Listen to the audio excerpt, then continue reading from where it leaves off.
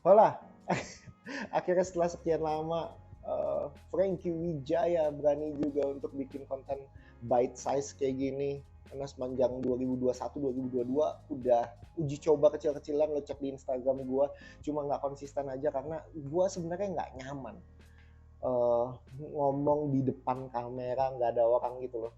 Jadi kalau lo yang kenal gue ngerasa Frankie nggak nyaman ngomong, ya karena gue gak nyaman ngomong sendiri, kayak bingung, tahu bingung sumpah.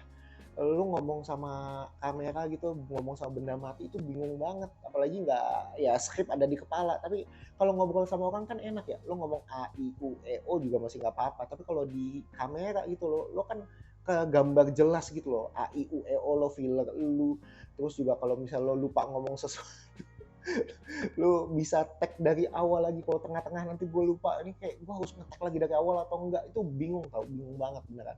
Makanya gue pikir ya udahlah 2023, yuk kita uji coba prototyping bikin sesuatu yang baru buat Bestari juga. So here we are, gue pengen coba sesuatu yang baru, semoga lo suka, semoga ini juga kasih dampak positif buat lu dan gue juga gitu.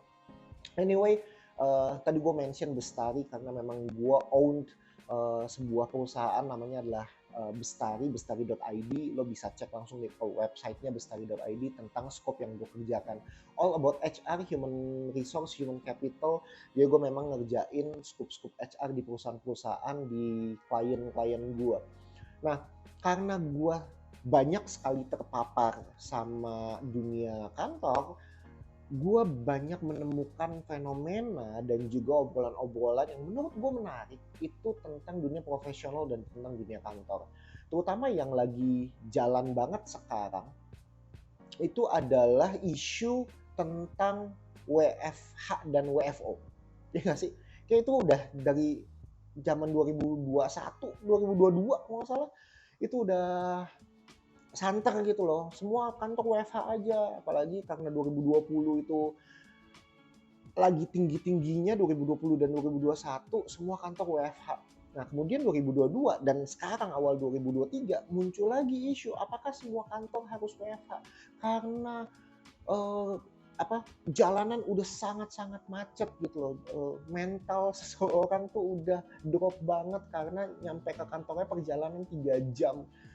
Ya makanya salah satu solusi yang dipikirkan adalah gimana caranya supaya jalanan itu tuh berbayar. Ada ERP, ya kan. Awal 2023 ini kan lagi mau ini lagi nih, tereksekusi lagi nih.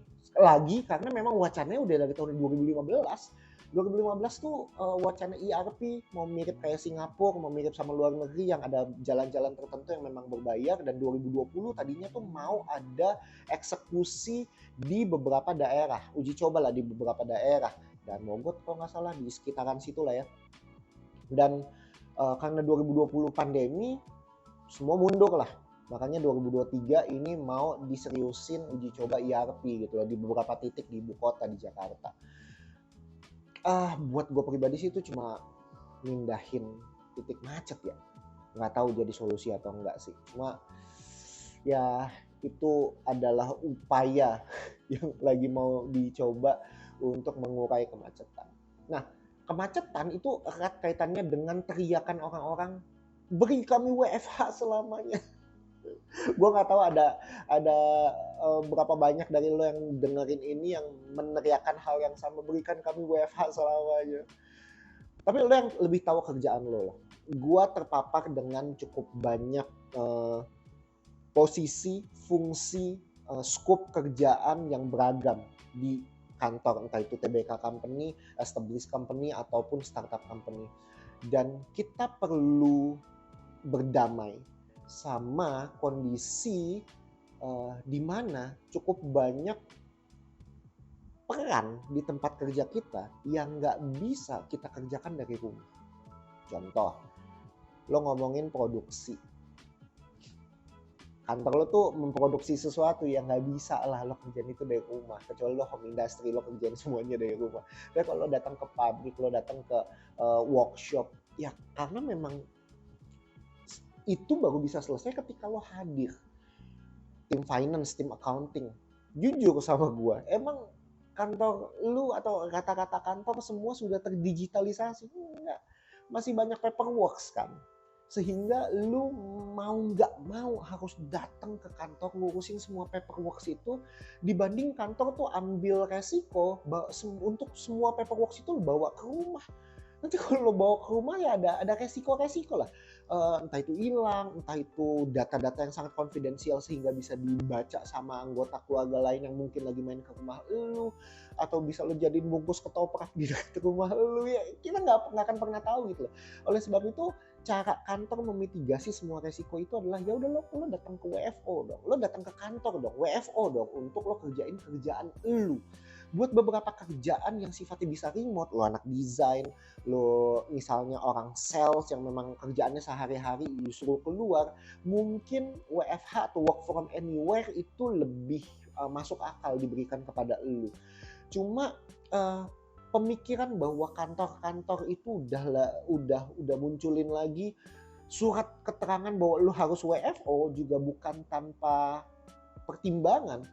As we know, Tesla, you name it, apalagi Google, itu udah lagi berbondong-bondong menciptakan kembali suasana kerja supaya semua orang ready untuk WFO. Bahkan lo tahu sendiri, Tesla, Elon Musk udah bilang, lo nggak mau WFO, lo siap-siap dipecat. Apa pemikiran mereka ya? Karena buat gue pribadi ya, WFO memang secara efektivitas dari obrolan, dari diskusi itu akan jauh lebih terarah dan jauh lebih mantap gitu. Lo bayangin, lo WFH, lo koordinasi sama orang, lo WA atau lo Slack atau apapun itu ya, sosial media yang lo pakai buat kerja, ngobrol sama orang kantor, dan lo pernah nggak kejadian lo lagi urgent things, lo WA atau lo kontak tertentu, dibalasnya lama banget, lo coba telepon nggak diangkat-angkat, ternyata dia lagi bantuin emaknya ke pasar. Karena ya kita nggak bisa kontrol kehidupan pribadi dan kehidupan kerjaan ketika lo WFH, men. Iya nggak? Jujur sama gue. Ketika lo WFH, emang lo full dari jam, misalnya jam berapa? Jam kantor lo jam 8 sampai jam 5 misalnya. Jam 8 sampai jam 5 lo ngerjain kerjaan kantor. Pasti ada kan momen-momen dimana lo capek, lo ke kamar dan lo pilih untuk tidur siang, ya nggak? Yang nggak bisa lo lakukan di rumah. Nggak bisa lo lakukan di kantor justru. Gitu. Terus atau lo lagi suntuk banget gitu lo tiba-tiba buka TV, lo Netflixan, pernah pasti lo. Gue pernah soalnya. Jadi susah untuk mengontrol orang-orang tuh yang kerjanya WFH. Tapi gue sadar betul dunia tuh sekarang berubah. Dan remote working atau kerja dari mana aja, terutama kerja dari rumah, itu bukan lagi hal yang membingungkan atau bukan lagi hal yang sulit untuk diukur. Kalau lu ada di sebuah perusahaan yang sudah terdigitalisasi, segala sesuatu tuh udah secara culture mereka udah nyaman komunikasi lewat Zoom, lewat Gmeet, lewat telepon, lewat WhatsApp, dan langsung dibalas saat itu juga. Kalau culture-nya siap, menurut gua perusahaan itu nggak akan nahan untuk semuanya, bahkan atau sebagian besar employee-nya untuk bisa WFH menurut gua. Ya, karena gue kenal startup company yang sampai sekarang mereka memilih untuk remote working, perusahaan game. Dan perusahaan ini justru bilang kalau emang bisa nggak ke kantor, nggak usah ke kantor. Tapi memang kantor ini ada buat apa ya? Untuk semua yang mau ke kantor dan butuh fasilitas kantor. Buat gue itu jauh lebih wise. Tapi sekali lagi, ketika culture-nya siap, ketika fasilitas kantornya siap, menurut gue segala sesuatu tuh dimungkinkan. Tapi sebagian besar belum. Bahkan terutama kita ngomong dari mindset dari para pemimpinnya yang ngerasa bahwa kalau di rumah gue nggak bisa kontrol lu, di kantor gue bisa kontrol lu. Gue nggak bisa nyalahin pemikiran itu karena memang setiap employee, setiap pekerja itu punya kebiasaannya masing-masing, dan gue nggak bisa pukul rata semuanya ready untuk WFH full. Tapi buat lu yang WFH dan lu selalu menggembar-gemborkan WFH, jujur deh, lo kangen gak sih sama WFO? Kangen tau lo datang ke kantor, terus kalau lagi suntuk lo bisa datang ke tempat duduk temen lo duduk, lo nyantai, terus lo curhat. Kangen tau.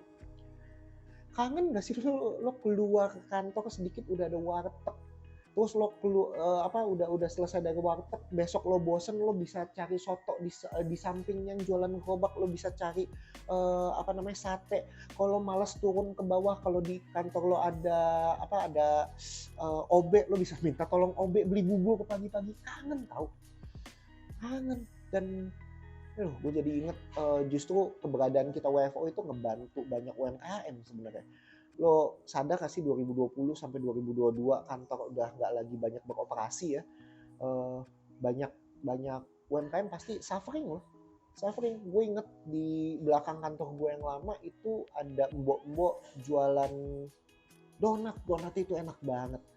Tapi gue nggak tahu tuh setelah kantor itu benar-benar full semua gedungnya itu WFH, gue nggak yakin dia masih jualan sih. Tapi ya kita bantu UMKM tau kalau kita WFO.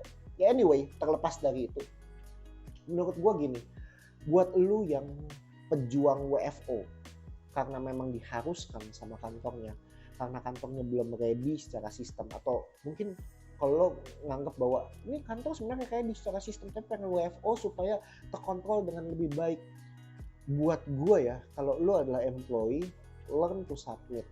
Kenapa? Karena sebelum 2020 lo gak punya privilege untuk lo teriak kasih kami WFH kan. Kalau lo emang rumah lo sejauh itu, cobalah ngekos. Ini part of submit ya menurut gue ya. Cobalah ngekos. Kalau lo emang ternyata udah punya keluarga, start untuk manage energi lo gitu loh. Sebisa mungkin pulang on time.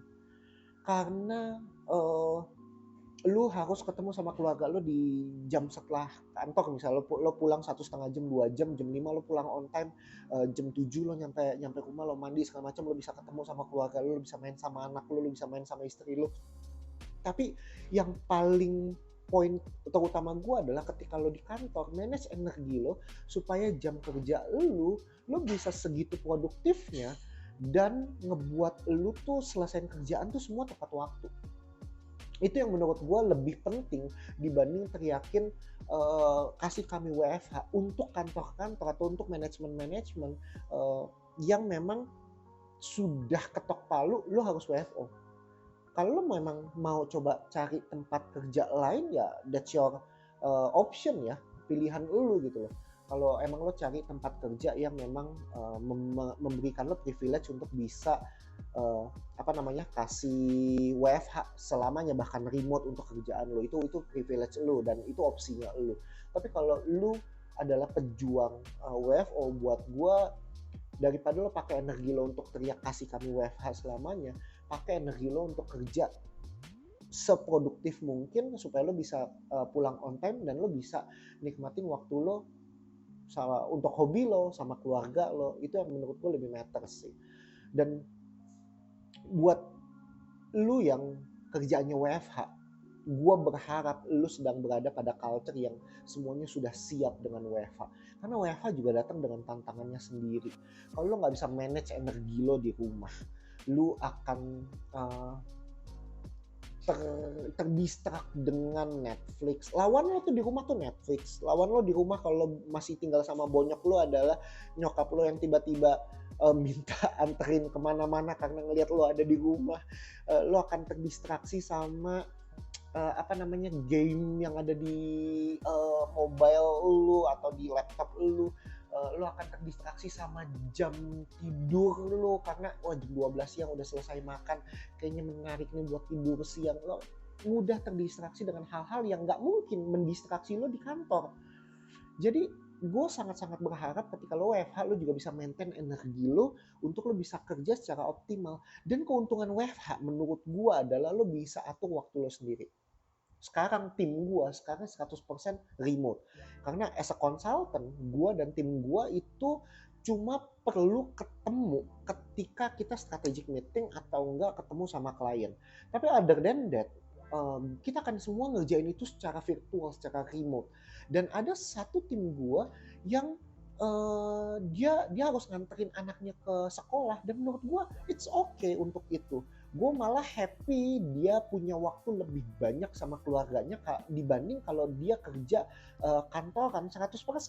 Lo bayangin dia harus sampai kantor misalnya jam berapa, jam 8, jam 9, dia harus berangkat dari rumah jam berapa, dia nggak mungkin punya waktu untuk bisa nganterin anaknya, jemput anaknya. Menurut gue that quality of family time itu yang gue pentingin gitu loh untuk tim gue. Dan gue harus bisa memastikan bahwa pekerjaan dia juga harus selesai. Dan untungnya tim gue yang ini justru sangat responsibel sama kerjaannya, karena kadang-kadang dia bisa kirimin data ke gue jam 1:30 pagi, men. Di saat gue udah pengen tidur, terus tiba-tiba ting-tong, gue liat ngapain dia masih kerja. Terus gue kontak, lu masih kerja? Iya, soalnya anak gue baru tidur ya jam segini. Gila, dedikasinya yang kayak gitu. Menurut gue, lu punya nggak mental kayak gitu, mental lo flexible working, dimana ketika lo WFH lo sadar betul ada waktu-waktu dimana lo nggak bisa kerja karena lo harus ngurusin rumah tangga, tapi lu juga perlu menyadari bahwa bisa jadi di luar jam kantor pada umumnya lo harus ngerjain sesuatu supaya outputnya tetap inline sama waktu yang dijadikan deadline buat lo. So WFH, WFO buat gue ya bukan privilege kita yang pilih, tapi itu adalah ketok palu yang dikasih sama perusahaan. Kalau punya opsi itu, buat gua opsi WFH menarik buat gua. Tapi buat lu yang perantauan dan lu ngekos misalnya, opsi WFO pasti jauh lebih menarik buat lu. Karena ada fasilitas, ada kenyamanan yang ditawarkan dari WFO ketika lu dibandingin yang lu yang ada di kosan, yang menurut gua. Jadi WFH dan WFO harusnya bukan lagi isu yang energi lo tuh perlu kuras berteriak WFH atau WFO. Tapi buat gue lepas daripada semuanya itu bukan lagi tentang gue commute atau enggak, gue bisa stres di jalan atau enggak, gue akan lama di jalan, tua di jalan atau enggak. Buat gue isunya bukan lagi itu, tapi kedewasaan dalam memutuskan apakah lu mendedikasikan diri lu terhadap outcome kerjaan lo terlepas dari jam kerja ketika lo WFH, ataupun bagaimana lo beradaptasi terhadap komunikasi antar departemen. Karena pasti komunikasi ketika lo kerja di rumah itu harus lebih heavy dibandingkan lo WFO. Karena WFO lo ketok pintu, lo lihat nggak ada orangnya lagi meeting, lo bisa tahu bahwa gua ketemu sama dia nanti. Tapi kalau lo lagi di rumah, lo kan nggak akan pernah tahu tim lo tuh lagi ngapain. Dia lagi tidur siang, dia lagi meeting sama sesuatu yang penting, dia lagi ngerjain kerjaan yang penting, atau dia lagi nganterin emaknya beli galon. Kita nggak tahu gitu lah apa yang sedang terjadi sama dia. So komunikasi, lo perlu beradaptasi sama gaya komunikasi yang bisa jadi berubah ketika lo kerja di rumah. Jadi adaptasi yang kayak gini yang perlu energi kita habis justru di situ, yang harusnya kita fokusin di situ gitu loh, maksud gue. Dibandingkan teriak kok gue nggak dapat WFH, kok WFO selamanya, gue pengen dapat WFH. Men, 2020 sebelumnya kita nggak punya privilege untuk teriakin itu. Jadi mature terhadap pilihan kita atau sesuatu yang dikasih sama kita, itu yang menjadi lebih penting dibanding energi kita keluar untuk teriak-teriak sih, minta hak kita untuk WFH ataupun WFO. Itu paling dari gue. I don't know seberapa ini membantu lu semua atau seberapa lu ngerasa bahwa obrolan kayak gini beneficial buat lu. Give me the comment, karena ini salah satu yang perdana, jadi gue berharap cukup banyak komentar yang bisa membuat gue untuk improve lebih baik lagi konten-konten datang. Thank you, see you.